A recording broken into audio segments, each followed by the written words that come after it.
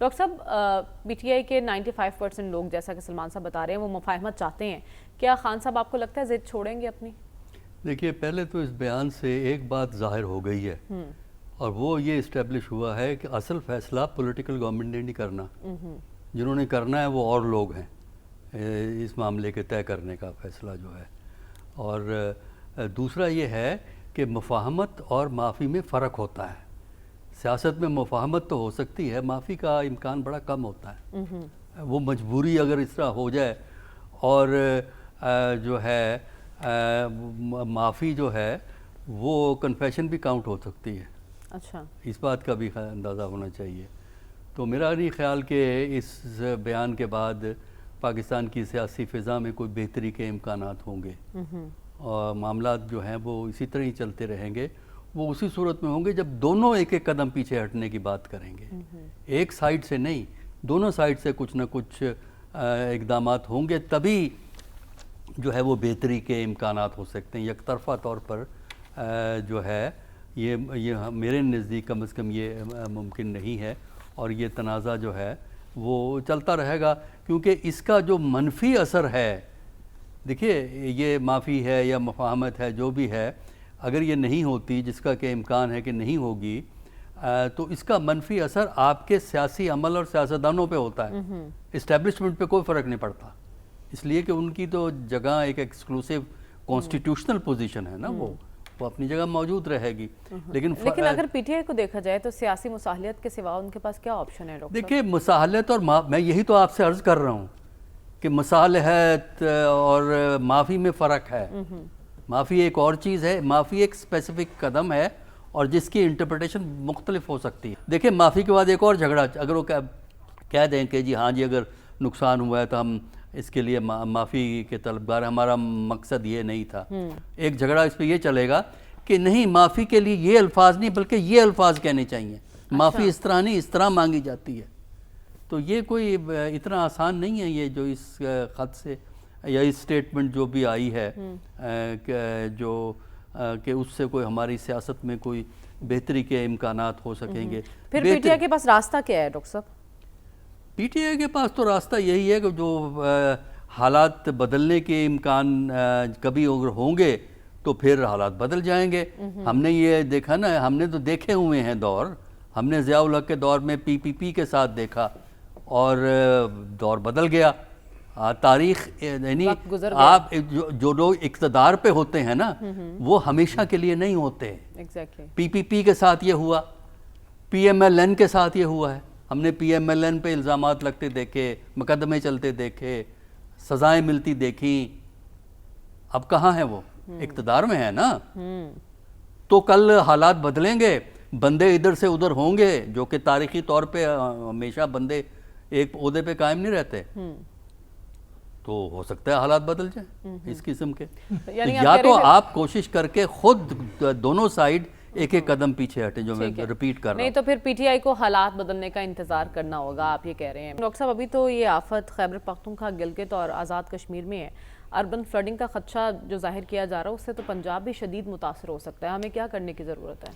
دیکھیں برسات کا سیزن تو ابھی باقی ہے نا، دیکھیں نا ہم اس وقت 10 سپتمبر تک جو ابھی ہم اگست کے مڈل میں ہیں، اگست کے کم از کم اینڈ تک تو یہ سلسلہ چلتا ہی ہے بارشوں کا، ہم نے ہمیشہ ہی دیکھا ہے یہ بات، تو اس دفعہ زیادہ بارشیں ہو رہی ہیں۔ جہاں تک یہ معاملہ ہے یہ ایک قومی سانحہ ہے اور اس میں ہم دیکھ رہے ہیں کہ تمام لوگ شامل ہیں، تمام حکومتیں ہیں، فیڈرل ہو کہ پروونشل ہو، بیان کچھ بھی ہو لیکن تعاون تو ہر طرف سے اس میں مل رہا ہے، باہر سے بھی ہمدردی کے پیغامات جو ہیں وہ آ رہے ہیں، لیکن بنیادی چیلنج تو ہمارے لیے ہے نا۔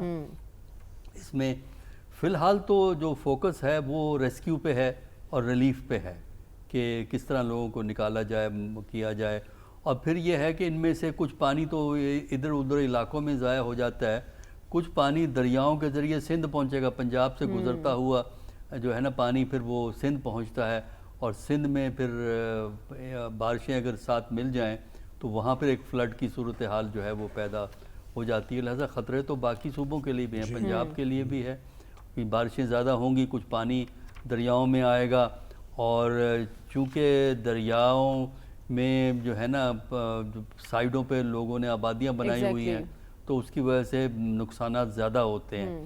تو اس میں ضرورت اس بات کی، فی الحال تو ضرورت اس بات کی ہے کہ الرٹ کر دیا کہ آپ ان کو ریلیف اور ریسکیو اور ریلیف کا عمل کریں، ضروریات ان کی پوری کرنے کی کوشش کریں تاکہ لوگوں کی جو اس سے جو وہ بھوک اور دوسرے مسائل پیدا ہوتے ہیں، بیماری کے مسائل پیدا ہوتے ہیں، ان کو آپ ڈیل کریں. پھر اگلی سٹیج ہے جب آپ اسیسمنٹ کریں گے لاسز کیا ہیں، اور لاسز کے بعد پھر اندازہ ہوتا ہے کہ آپ ان کو کتنی مدد کر سکتے ہیں. اب ایک اور چیز ذہن میں رکھیے گا کہ ابھی اکتوبر میں جو یہ ارتھ کویک آیا تھا اس کو 20 سال ہو جائیں گے کشمیر کے. 2005 میں آیا تھا نا، اب 2025 میں بیٹھے ہوئے ہیں. تو ہمیں یہ فلڈ کے بعد اس بات کی بھی سٹڈی کرنی چاہیے کہ ان 20 سالوں میں کیا ہم نے وہ چیزیں جو کچھ نقصانات ہوئے ہیں نقصانات پورے کر دیے کہ نہیں کیے. اس سلسلے میں تو ایڈ بھی باہر سے آئی ہے، وہ بھی ذرا اس سے اندازہ ہوگا کہ ہماری حکومتوں کی، مختلف حکومتوں کی پرفارمنس کیا رہی ہے. تو اب بھی ضرورت اس بات کی ہے کہ ایک تو ان کو آپ بعد میں ریلیف دیں گے، تو تیسری جو بات ہے وہ یہ ہوتی ہے کہ آپ ایک لانگ ٹرم پلاننگ بنائیں. اگلے سال پھر آنا ہے، اگلے سال نہ اس سے اگلے سال آ جائے گا. تو آپ یہ ان کو کس طرح اس کا بندوبست کریں گے؟ رونا دھونا کر کے اور آخری وقت میں مدد کریں، اچھی بات ہے، سب کا فرض ہے، لیکن اب آپ کے پاس پالیسیز ہونی چاہیے. ہماری پالیسیز جو ہیں نا، انسانی فلاح اور بہتری کی پالیسیوں کی طرف ہمیں زیادہ جانا چاہیے. ایجوکیشن پہ پچھلے سال آپ نے 0.8% خرچ کیا ہے، یعنی 1% سے بھی کم خرچ کیا ہے. ہیلتھ پہ 1% سے کم آپ نے خرچ کیا ہے. تو آپ کس ہیومن ویلفیئر کی؟ انوائرمنٹ پہ ہمیں نہیں پتا کتنا خرچ ہوا ہے، وہ بھی برائے نام ہی ہوگا. تو اگر آپ انسانی فلاح، معاشرے کی بہبود کے لیے اتنا کم خرچ کرتے ہیں تو اس قسم کے فلڈ میں تباہیاں ہی آئیں گی نا، اس کے نقصان ہی ہوں گے نا، کیونکہ وہ پرواہی کوئی نہیں ہے. تو میرے نزدیک حکومتوں کو سب کام چھوڑ کے یہ دیکھنا چاہیے کہ ہمارا ٹارگٹ یہ ہونا چاہیے تاکہ عام آدمی کا لگاؤ ریاست سے، عام آدمی کا لگاؤ حکومت سے بڑھے. وہ اسی صورت میں بڑھے گا جب یہ محسوس کریں گے کہ حکومتیں جو ہیں درد دل رکھتی ہیں، جو ریاست کو ریپرزینٹ کرتی ہیں، وہ عوام کی بہتری کے لیے کام کرتی ہیں، عوام کی فلاح کے لیے جو ہے وہ کام کرتی ہیں. اور اقتصادی ترقی کا مطلب عوام کی ترقی ہے. آپ اسی لیے تو آپ کے پروجیکٹ مشکلات میں، آپ کا وہ جو ہے چائنا پاکستان اکنامک کوریڈور کیوں مشکلات میں پھنس جاتا ہے بلوچستان کے اندر؟